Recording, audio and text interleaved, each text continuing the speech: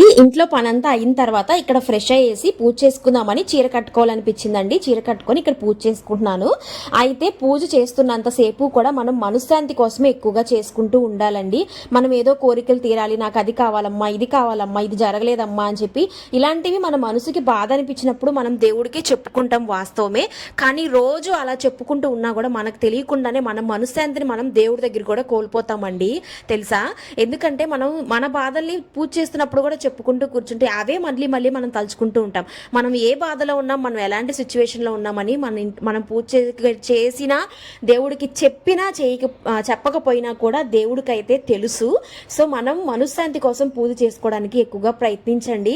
అంటే మీరు ఏం అర్థం చేసుకుంటారో నాకైతే తెలియదండి. నేనైతే చెప్పాలనుకున్నది మీకు అర్థమైంది అనుకుంటున్నాను.